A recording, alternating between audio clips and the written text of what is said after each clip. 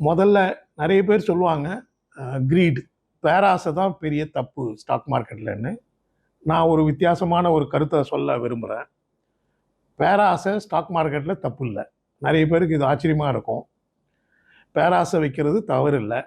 ஆனால் பேராசை வச்சுட்டு அது நல்ல வழியில் அதை ஒர்க் அவுட் பண்ணணும்.